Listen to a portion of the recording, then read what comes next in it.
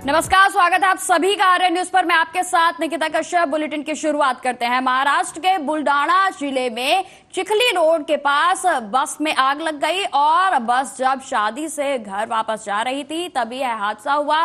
वहीं आपको बताते चले कि अंदर से जो आग का धुआं है वो निकलने लगा था और जिस वजह से बस को रोड की पर साइड में जो है वो खड़ा कर दिया गया और बस के अंदर दूल्हा दुल्हन समेत उनके परिवार के अन्य सदस्य भी मौजूद थे और उसके बाद बस को खाली कराया गया। लेकिन इसी बीच बस ने आग पकड़ लिया और जिस वजह से दूल्हे का सारा सामान जलकर खाक हो गया। इस घटना में कोई भी हताहत नहीं हुई है, लेकिन एक बड़ी अनहोनी जो है वो होने से बच गई है।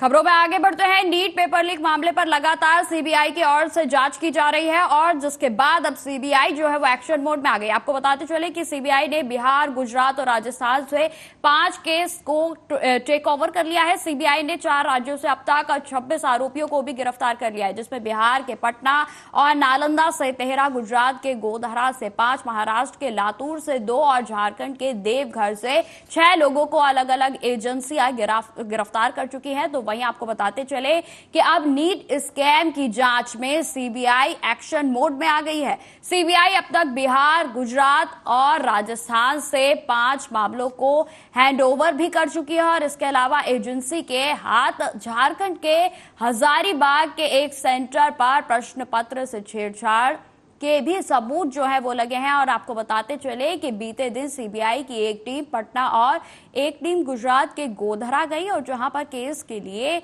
आईओ जांच अधिकारी से मिलकर इसकी डिटेल्स भी ली गई।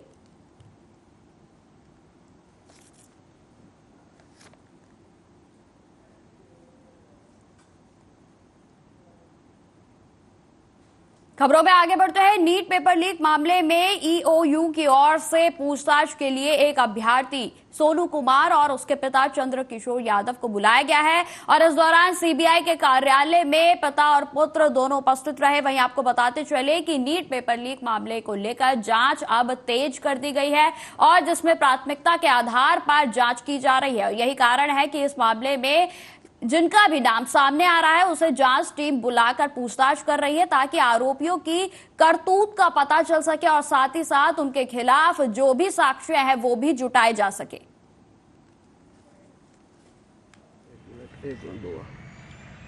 उसी के पूछताछ उस नोटिस के संबंध में आए थे। सरकार का कानून है, उसमें तो जाना जरूर है। तो आप अंदर गए? आप अंदर गए? नहीं गए। नहीं। कौन गया है आपके परिवार? कोई नहीं गया है। अच्छा, अंदर बेटा गया? नहीं गया। आपको नोटिस दिया गया था कि हमारे पास नोटिस गया था। तो क्या नोटिस में कहा गया? उतना पढ़े लिखे हम तो है नहीं। आखिर क्या जवाब देंगे? आप पहुंचे, आप यहाँ पहुंचे हैं बेटा, आप अंदर बोल दिया, क्लियर बोलिए ना। पूछेगा उसको हम जवाब देंगे, जो विषय में पूछेगा आने के लिए। खबरों में आगे बढ़ते हैं। दिल्ली में पानी के संकट को लेकर भूख हड़ताल पर बैठी मंत्री आतिशी की तबीयत देर रात खराब हो गई। तबीयत बिगड़ने पर उन्हें एलएनजेपी अस्पताल में भर्ती कराया गया। वहीं आपको बताते चले कि भूख हड़ताल के 5वें दिन आतिशी की तबीयत बिगड़ गई है। आतिशी पिछले 4 दिनों से अनिश्चितकालीन भूख हड़ताल पर थी और लगातार जो है उनका यही दावा किया जा रहा था कि जब तक ये हरियाणा की सरकार दिल्ली वालों को पानी नहीं देती तब तक उनका यह अनशन जारी रहेगा। वहीं आपको बताते चले कि आम आदमी पार्टी की ओर से बताया गया है कि आतिशी का ब्लड शुगर लेवल आधी रात को गिरकर 43 पर आ गया था और देर रात 3 बजे 36 तक पहुंच गया, जिसके बाद ब्लड शुगर में इस स्तर की गिरावट चिंताजनक है और इसलिए उन्हें डॉक्टर्स की सलाह पर एलएनजेपी अस्पताल में भर्ती कराया गया। आम आदमी पार्टी ने सोशल मीडिया अकाउंट से उनका एक वीडियो भी शेयर किया है और जिसमें आतिशी स्ट्रेचर पर एम्बुलेंस से अस्पताल जाती हुई नजर आ रही है। वहीं आपको बताते चले मामले पर डॉक्टर्स ने जांच के बाद बताया कि आतिशी का वजन 2.2 किलोग्राम जो है वो गिर गया है और उनका ब्लड शुगर भी लगातार लो हो रहा है और जो कि बेहद ही चिंताजनक है। फिलहाल उनका वजन 63.6 किलो है। तो वहीं आतिशी के स्वास्थ्य पर एलएनजेपी अस्पताल के चिकित्सा निदेशक सुरेश कुमार ने जानकारी देते हुए बताया कि जब आतिशी को अस्पताल लाया गया तो उनका शुगर जो है वो काफी कम था और उनका सोडियम लेवल भी कम था। आगे उन्होंने क्या कुछ कहा आप सुनिए।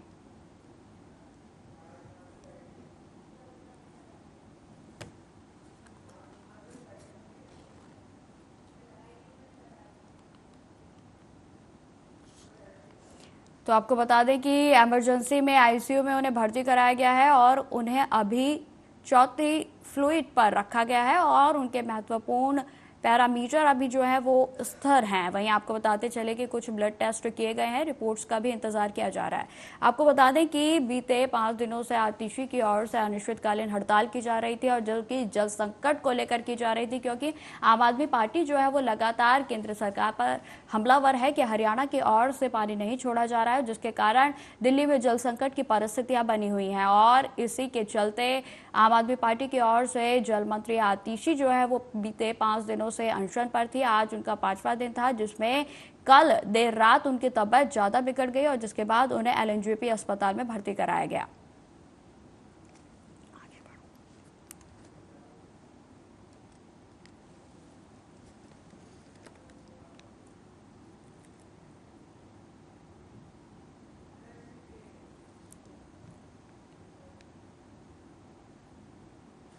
खबरों में आगे बढ़ते हैं। इस वक्त की बड़ी खबर आ रही है तो प्रदेश के बिजनौर से, जहां आपको बताते चले कि चलती बाइक पर गिरी आकाशीय बिजली और जिसके बाद भीषण हादसा हो गया, जिसमें बाइक पर सवार 4 युवक पूरे तरीके से झुलस गए हैं। हादसे में एक की मौत हो गई है तो वहीं 3 के हालात बेहद ही नाजुक बने हुए हैं। वहीं आपको बताते चले कि अंतिम संस्कार कर लौट रहे थे ये सभी और जिसके बाद बाइक सवार झुलसे युवक निजी अस्पताल में उनको भर्ती कराया गया है। वहीं आपको बताते चले कि मृतक के परिजनों का जैसे ही उनको इस बात की सूचना लगी, लगातार उनका रो रो कर बुरा हाल है। घायलों को मिलने अस्पताल भी पहुंची हैं सी अफजलगढ़ की अर्चना सिंह। वहीं आपको बताते चले कि थाना थामपुर के मुबारकपुर गावड़ी मार्ग का यह पूरा मामला बताया जा रहा है। तो वहीं आपको बताते चले कि प्राकृतिक आपदा के कारण जो है, हादसे के कारण जो है, ये चारों युवक जो है उससे पीड़ित हो गए और जिसके बाद आपको बताते चले कि इस हादसे में एक की मौके पर ही मौत हो गई तो वहीं 3 युवक गंभीर रूप से घायल हो गए और जिनका अस्पताल में इलाज जारी है। वहीं आपको बताते चले कि जैसे ही परिवार वालों को इस बात की जानकारी लगी, परिवार वालों का रो रो कर बुरा हाल है। वहीं पुलिस को भी इस बात की सूचना लगने पर पुलिस भी मौके वारदात पर पहुंची और जहां पर मृतक के शव को कब्जे में लेकर पोस्टमार्टम के लिए भेज दिया गया है और जल्द ही परिवार को भी सौंप दिया जाएगा। वहीं आपको बताते चले कि लगातार जिस तरीके से 3 युवक जो है वो गंभीर रूप से बिजली के गिरने से झुलस गए हैं, उनका अस्पताल में इलाज जारी है।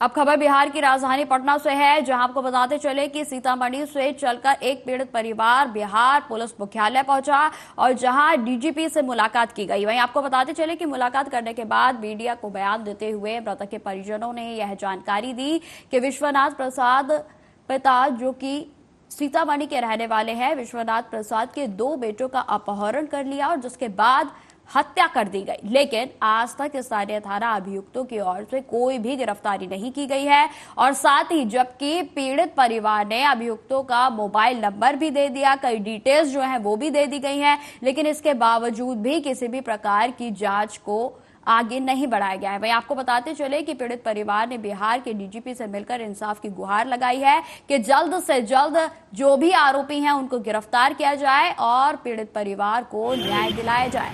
अगर इंसाफ नहीं मिला तो पूरे परिवार के साथ आत्मदाह कर लेंगे। हम लोग का मामला करीब 3 साल से चल रहा है और 3 साल से पुलिस हमारी मदद नहीं कर रही है। इसको जमीनी मामला बनाया जा रहा है, जबकि जमीनी मामला खत्म हो चुका है। 196/23 पिछले साल एक केस दर्ज हुआ था, क्रिमिनल केस, रंगदारी, अपहरण और घर में जबरन ताला तोड़ के घुसने का। 1 साल बीतने पे भी उन मुद्दाले का गिरफ्तारी नहीं करने के कारण ही 1/4/24 को मुद्दाले के द्वारा साजिश के तहत मेरे दोनों भाइयों को बुलाकर घर पे बुलाकर और उसका रात्रि 10 बजे करीब पीट कर अपहरण के बाद हत्या कर दिया गया। ठीक है, जिस समय मेरी बहन ने नगर थाना और 112 पुलिस को कॉल भी की कि सर मेरे दोनों भाइयों को बचा लीजिए और उन दोनों के द्वारा अगर मेरे घर के करीब जाया जाता तो मेरे भाई का अपहरण रुक जाता और उस समय हत्या होने से बच जाता। हम और पापा पटना कुछ न्यायालय काम से आए थे, 2 तारीख को नगर थाना को आवेदन देने पर भी वो केस दर्ज नहीं किए। ठीक है, इस मामले में अभी तक आरोपी का नंबर देने के बावजूद call detail, location trace, forensic जांच, ये सब कुछ किया नहीं जा रहा है। भटक रहे न्याय के लिए हमारे परिवार के ऊपर भी खतरा है, जान का खतरा है। सारे आरोपी के द्वारा जो भी है, आरोपी संजीव, सूरज, रिंकी, सिद्धि, उसके बाद डॉक्टर अजय, डॉक्टर स्नेहा, राजन, मुकेश सिंह, ये सारे आरोपी अभी भी धमकी दे रहे हैं कि हम पूरे परिवार को जान से मरवा देंगे और तुम्हारा घर जमीन छीन लेंगे। हम लोग का मामला करीब 3 साल से चल रहा है और 3 साल हमारे 2 बेटा का हत्या हो गया है। सब जगह गुहार लगाते लगाते आज डीजीपी सर के पास आए हैं गुहार लगाने। पटना भी कितना बार आ चुके हैं, आईजी सर के पास गए। हम लोग के जिला में कोई भी सदर, कोई भी थाना, पुलिस, कोई भी अफसर हम लोग को कोई मदद नहीं कर रहा है। एसपी सर भी मदद नहीं कर रहे हैं, थाना के बड़ा बाबू भी कोई मदद नहीं कर रहे हैं। अगर वो लोग मदद करते तो मेरे बेटा का हत्या नहीं होता। हम लोग फ़ोन किए थे लेकिन वो फ़ोन रिसीव किए लेकिन कट कर दिए। कहते हैं तुम लोग नौटंकी करती है, इसीलिए तुम लोग का नंबर ब्लॉक लिस्ट में डाल देते हैं। फ़ोन काट दिए। इस वक्त की बड़ी खबर का रुख करते हैं जो कि उत्तर प्रदेश के रायबरेली से सामने आ रहे हैं, जिसमें कि आपको बताते चले कि कई घंटों से लापता युवक का शव बरामद कर लिया गया है। आपको बता दें कि रायबरेली में गंगा स्नान के समय हादसा हुआ था। साथियों के संग गंगा स्नान करने के लिए 2 युवक जो है उस दौरान डूब गए थे और जिसके बाद एक युवक को किसी तरह साथियों ने बचा लिया था, तो वहीं दूसरे डूबे युवक की तलाश जो है वो लगातार जारी थी और जिसे अब पूरा कर लिया गया है। वहीं आपको बताते चले कि सूचना पर पहुंची पुलिस ने गोताखोरों की मदद से युवक की तलाश जो है वो पूरी कर ली गई है। वहीं आपको बता दें कि युवक का जो शव मिला है वो मृत अवस्था में मिला है। वहीं से सरेनी थाना क्षेत्र के स्थित शिवपुरी गंगा के घाट का यह पूरी घटना बताई जा रही है। तो इस वक्त की बड़ी खबर हम आपको बता रहे हैं। जिस तरीके से रायबरेली में गंगा स्नान करते समय 2 युवक जो है उनके डूबने की खबर सामने आई थी, जिसमें एक युवक को जैसे तैसे उसी समय बचा लिया गया था, तो वहीं दूसरा युवक जो है वो लापता हो गया था और जिसे एसडीआरएफ की टीम और लगातार गोताखोरों की टीम के द्वारा जांच की जा रही थी, ढूंढा जा रहा था। सर्च ऑपरेशन जो है वो चलाया गया था गंगा के घाट पर और जिसके बाद अब दूसरे युवक का शव मृत अवस्था में बरामद कर लिया गया है और जिसकी जानकारी पुलिस अधिकारियों के द्वारा दी गई।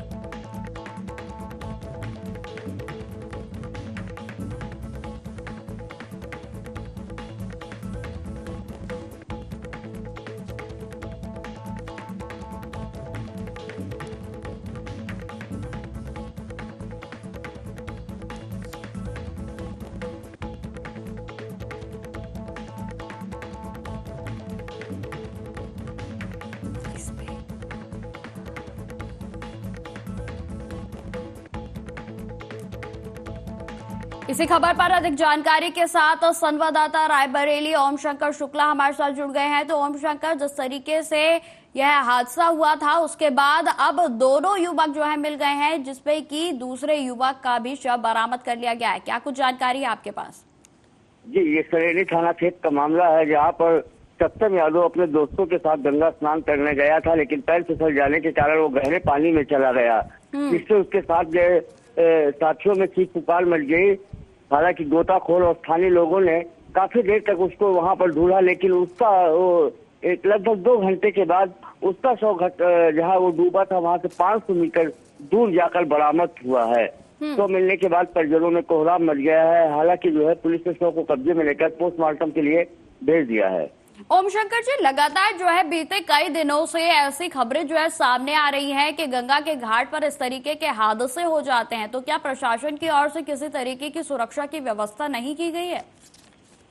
जी बिल्कुल, ये बड़े घाट नहीं, ये छोटे छोटे घाट है। जो मुख्य घाट वहाँ पर सुरक्षा रहती है, लेकिन जो ग्रामीण स्तरों पे जो है वो घाट रहते हैं वहाँ पर सुरक्षा की कोई इंतजाम नहीं है। और जिस तरह से जो है, हालांकि गंगा में इस समय पानी भी नहीं है, लेकिन इसी चक्कर में लोग नहाने के लिए जाते हैं और उनको गहराई का अंदाजा नहीं होता और गहराई में चले जाते हैं, जिससे उनकी मौत हो जाती है। यह जो मामला था वो कब का था, कितना दिन पहले का था? जी, ये कल जो है 12 बजे के बाद की घटना है। सत्यम यादव वहीं का रहने वाला था, सरेनी थाना क्षेत्र का। अपने साथियों के साथ जो है वो गंगा स्नान करने के लिए गया था, लेकिन पैर फिसल गया और वहीं से वो गहरे पानी में चला गया।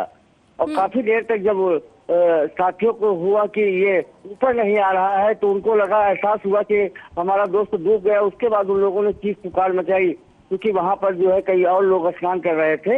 इस वजह से जो है तुरंत कार्रवाई एक गोताखोरों की टीम आई, ढूंढा गया, लेकिन तब तक काफी देर हो चुकी थी और जब तक उसको बाहर निकाला गया उसकी मौत हो चुकी थी। दर्दनाक। परिवार वालों का क्या हाल है? जी बिल्कुल, बेटे की मौत से परिवार बिल्कुल जो है गमजदा है, कुछ बोलने की स्थिति में नहीं है, क्योंकि उनके ऊपर दुखों का पहाड़ टूट पड़ा है। तो निश्चित ये परिवार के लिए बहुत दुखद क्षण है। ठीक है ओम शंकर जी, लगातार आप हमारे साथ बने रहें।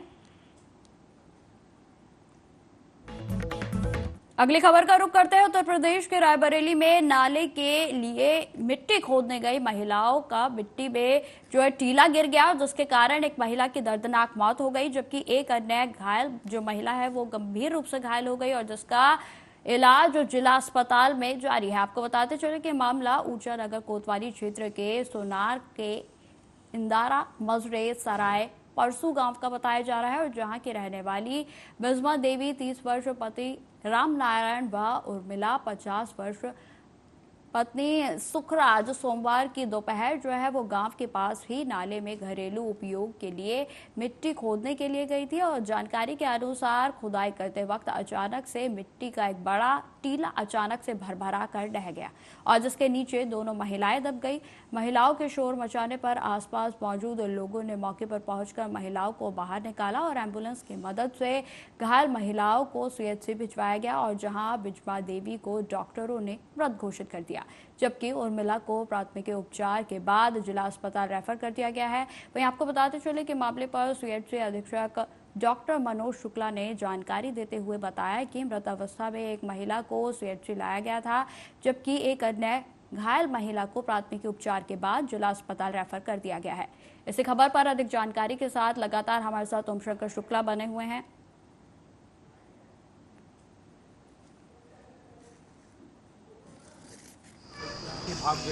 आज दिनांक 24 जून को करीब 1:45 पे दो महिलाएं, एक बिजमा देवी और दूसरी उर्मिला देवी, जो सराय परसू की रहने वाली थी, गंभीर अवस्था में लाई गई, जिसमें से जो बिजमा देवी थी वो मृत अवस्था में थी और जो उर्मिला देवी थी वो गंभीर अवस्था में थी। उनको इलाज के बाद जिला अस्पताल। तो इसी खबर पर अधिक जानकारी के साथ हमारे साथ संवाददाता ओम शंकर शुक्ला जो है लगातार बने हुए हैं। तो ओम जी, जिस तरीके से यह मामला हुआ, पहले आप पूरी जानकारी दीजिए कि कब की घटना है। ये कल दोपहर 12 बजे की घटना है। बिजमा देवी और अब वही पड़ोस में रहने वाली उर्मिला देवी के साथ जो घरेलू उपयोग में कच्ची मिट्टी लाई जाती, जैसे चूल्हे की पुताई का काम है, घर में जो है लिपाई पुताई का काम, उसके लिए एक बगल के इलाके में जो है एक मिट्टी का टीला, वहाँ मिट्टी खोदने के लिए गई थी। वो मिट्टी खोद ही रही थी, तभी टीला जो है अचानक भरभरा कर उनके ऊपर गिर पड़ा, जिससे जो है मलबे में दोनों महिलाएं दब गई। महिलाओं की चीख पुकार सुनकर वहाँ खेतों में काम कर रहे लोगों ने उनको वहाँ से बाहर निकाला और ले जाकर अस्पताल ले गए, लेकिन तब तक जो है बिजमा यादव की मौत हो चुकी है। वही दूसरी महिला उर्मिला की हालत गंभीर देखते हुए डॉक्टर ने जिला अस्पताल के लिए रेफर कर दिया है। वहीं मृतक जो इस मामले में एक महिला जो है उनकी मौत भी हो गई है, उनके परिवार को उनका सौंप दिया गया है। जी बिल्कुल, क्योंकि ये आपदा में आता है तो उसके बाद जो है शव को पहले कब्जे में लिया है, उसके बाद पोस्टमार्टम के लिए भेजा है। पोस्टमार्टम रिपोर्ट आने के बाद जो है जो भी मुख्यमंत्री आपदा राहत कोष से उनको जो है धनराशि उपलब्ध कराई जाएगी, लेकिन उसके लिए पोस्टमार्टम जरूरी है। इस वजह से महिलाओं के शव को पोस्टमार्टम के लिए भेजा गया है। ठीक है ओम शंकर शुक्ला जी, तमाम जानकारी के लिए आपका बहुत बहुत धन्यवाद। खबरों में आगे बढ़ते हैं। इस वक्त की बड़ी खबर आ रही है। आपको बताते चले कि राम मंदिर को लेकर मुख्य पुजारी का बड़ा दावा सामने आया है। आपको बताते चले कि मुख्य पुजारी आचार्य सत्येंद्र दास का बयान सामने आया है, जिसमें उन्होंने कहा है कि पहली ही बारिश में छत से पानी टपक रहा है राम मंदिर के। वहीं उन्होंने यह भी कहा कि मंदिर की छत से टपक रहा है पानी। तो आपको बताते चले कि राम नगरी अयोध्या में भव्य राम मंदिर के उद्घाटन को 6 महीने भी जो है वो अभी तक नहीं हुए हैं, लेकिन पहली ही बारिश में राम मंदिर की छत अब टपकने लगी है और यह दावा आचार्य सत्येंद्र दास के द्वारा किया गया है, जिसमें उन्होंने कहा कि जहां पर रामलला विराजमान है वहां पहली ही बारिश में पानी छोड़ने लगा है और साथ ही बाकी जगहों पर भी पानी जो है वो चो रहा है और जिसके कारण राम मंदिर की जो छत है उसमें कहीं ना कहीं लीकेज की जो प्रॉब्लम है वो सामने आ रही है। आचार्य ने आगे जानकारी देते हुए जांच की मांग की है। उन्होंने कहा कि राम मंदिर में पानी निकलने का कोई रास्ता नहीं है। ये समस्या बहुत बड़ी है क्योंकि ऊपर से पानी भी चोने लगा है। मेरी अपील है कि सबसे पहले समस्या का समाधान होना चाहिए। तो आपको बता दें कि मुख्य पुजारी हैं आचार्य सत्येंद्र दास राम मंदिर में और उन्होंने अपील की है, उन्होंने ये जानकारी दी है कि राम मंदिर में जो मेन कक्ष है वहां पर अब पानी लीकेज की प्रॉब्लम हो रही है और साथ ही साथ पानी की जो निकासी है उसकी भी व्यवस्था जो है मंदिर में नहीं है और जिसको लेकर उन्होंने इसको एक बड़ी बात बताया है।